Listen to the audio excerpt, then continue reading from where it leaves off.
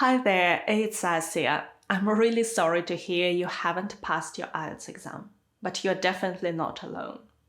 There is no official statistics, but from my experience, a lot of people don't achieve the score they need at the first attempt. But most of them do pass their test in several weeks or in several months. Right now, you have several options. You can submit an inquiry on results. You can retake the test. You can take some preparation. You can take some English classes. So let's discuss what you should do to pass your test as soon as possible. Okay? Let's get started. I guess the main question is what's lacking? English skills or IELTS skills? Well, your IELTS score depends on both. Your English skills determine the range of scores you can get right now. And your IELTS skills determine where in this range your actual score is gonna lie. And of course, it takes more time to improve your English than to develop certain IELTS skills. And in some situations, you can just develop your IELTS skills and it will take you to the score you need, and then you will pass your exam more quickly. So let's have a look at some situations and what you can do in each of them. The first situation is if your listening score or your reading score or both are 0.5 or maybe 1 full band below the requirement. If it's the first time you took the IELTS exam, there is a good chance that you're going to get the score you need at the next attempt. And you should be able to retake your exam pretty soon. But before you retake it, you should have some preparation.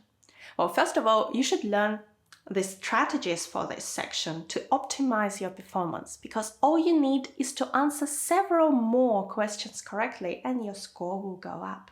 You should also pay attention to the most difficult types of tasks, such as true, false, not given, and matching headings in IELTS reading, and multiple choice questions and maps in IELTS listening. Learn the strategies, practice, then when you see those tasks, you will know what to do and you'll be able to approach them more effectively. And you should take several practice tests and time yourself. Take them in exam-like conditions. And I recommend using Cambridge English tests, ideally from the latest books, number 15 or 16, because those tests are the closest to the real exams. And after you do that, you should be able to retake your test. I know that some people consider submitting an inquiry on results. But from what I know, the cases where listening or reading scores go up are rare. And because the cost of an inquiry on results is quite close to the cost of a real test, I don't think it's worth it. It's better to retake the test. The next situation is your writing or speaking is 0.5 below the requirement. It's quite natural to have your writing and speaking scores lower than your listening and reading. Actually, that's the case for most people. And that's because listening and reading are passive skills. You just sit there and listen. And your writing and speaking are active skills. You need to actively produce something in English. Moreover, examiners use specific criteria to assess your writing and speaking answers, so you need to fulfill those. Here, I would like to discuss an inquiry on results. Well, first of all, as I mentioned before, the price of an inquiry is quite comparable to the price of a new test. So you should only submit it if your chance of getting the score you need without retaking your test is reasonably good. So I think the following conditions should be met. First of all, it's either your writing or your speaking score that is 0.5 below the requirement, not both. Otherwise, your chances of getting an improvement in both are pretty slim. Next, you had prepared for your test and learned all the requirements. If you hadn't, you might have made some major mistakes and not even realized that's the case. Next, you should feel that you did your best at the last test. If you feel that you can do better the next time you take your exam, well, then perhaps you should take a new exam. But if you feel that you really did everything you could, well, then perhaps you should submit an inquiry on results. And you should bear in mind that an inquiry on results may actually take more time than a new test. I submitted them a couple of times just to learn what would happen, and my results returned within 2 weeks on both occasions. But sometimes it takes much more time, so you should have this time. When you submit an inquiry on results, you can ask to reevaluate one section or all 4 sections. The price is the same. And your score will never go down. It will either go up or stay the same. If it goes up in at least one section, you get the cost of your inquiry on results back. If an inquiry on results is not the right option for you for whatever reason, and it's your writing or speaking score that is below the requirement, you should not retake your exam straight away. Unlike with listening and reading, here you need to have some preparation before you retake your test. How should you prepare? Well, the next situation is your writing score or your speaking score or both is 0.5 or 1 full band below the requirement, and you don't submit an inquiry on results. Well, then, before you retake your test, you should have some preparation. Getting a band 7 score in IELTS writing is particularly tricky because of the way this test is assessed. So here are the things you should do to improve your writing score. Well, first of all, you need to learn what the requirements are and how to meet them. There is a 0 chance to meet them accidentally, by chance. So you really need to know what you're doing. And some requirements are very specific. You need to know all of them. Next, a common problem in IELTS writing is that candidates simply don't have enough time to think about their answers and to finish them and to check them within 60 minutes. So you need to write as quickly as you can. That's why I suggest that you should learn about each type of task in task 1 and task 2. Then, first of all, when you see a task, you know what you need to do, you can answer it more quickly. But also, you have a better chance to address all the points in the task which you need to do to achieve a high score. As for vocabulary, in task 2, the words you need to use really depend on the task. So there is not much you can learn in a short period of time before your exam. But for task 1, you can, particularly if you take the academic test. That's where you need to describe a chart, a diagram, a map, a table. So you can learn the words to describe those charts. You can learn the words to present figures in your report. And that will help you boost your score.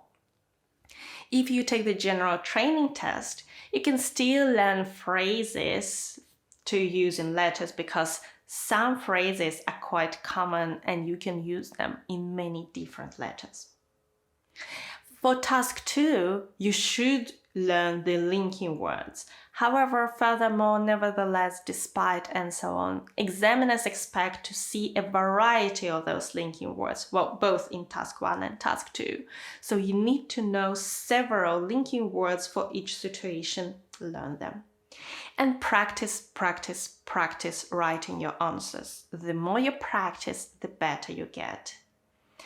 For IELTS speaking, to increase your score, your to-do list is shorter.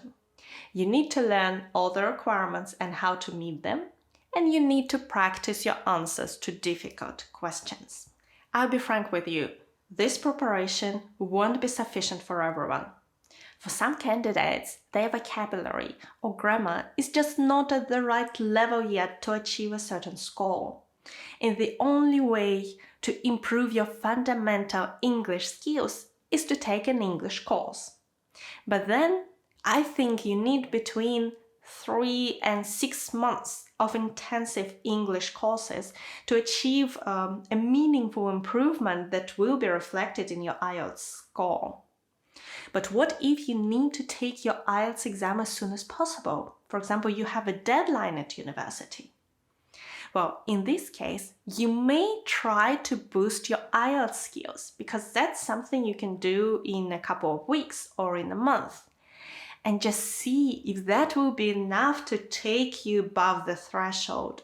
If not, well, then you know that the only way forward is to take a step back, enroll on an English course, and delay your plans until later. But maybe you will pass your test. Let's assume you take your chances and opt for extra IELTS preparation.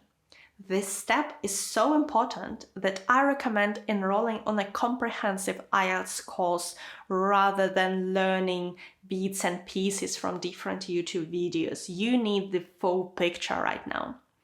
And you can choose a course at a local language school or choose an online course with a teacher you already know.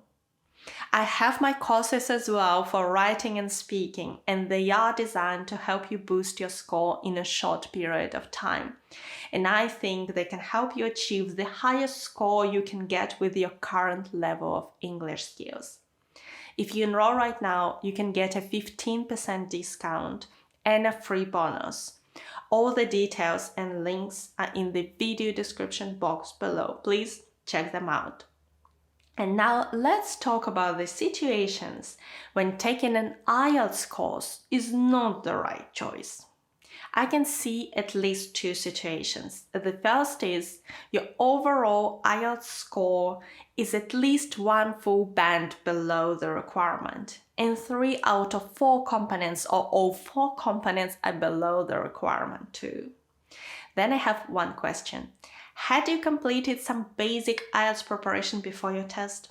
If the answer is yes, then this result is a clear sign that your English skills are not at the right level yet, and retaking your test or even taking an IELTS course alone won't help you achieve the score you need. You need an English course. The next situation is if one component of your test is below the requirement, despite your thorough preparation. This is a case when you've learned all the strategies, you already know everything about the IELTS exam, you practice, you research some recent questions, you took your exam once, twice, maybe 3 times, and one score is always below the one you need. Again, this is a sign that you're lacking fundamental English skills. And in this case, retaking your IELTS exam is a waste of money. In both these situations we're talking about, you should leave your IELTS preparation aside. Just forget about it for a bit and enroll on an intensive English course with a local school, with an online school, for example, Lingoda regularly runs marathons, or with a private tutor, and study for 3 months, maybe for 6 months, until you feel that this skill has improved, that you're better, you can speak English better. Then 1 month before taking your test, come back to IELTS preparation, brush up on your IELTS skills, go and retake your test, and hopefully at this stage you will pass it. I hope the information in this video will help you take the right steps and pass your IELTS exam as quickly as possible. Right now you can download my IELTS study plan with all the steps for your preparation and links to free resources. And please check out my online courses that will help you boost your writing and speaking skills before your exam. Thank you so much for watching me today. Good luck with your preparation and your exam. Bye!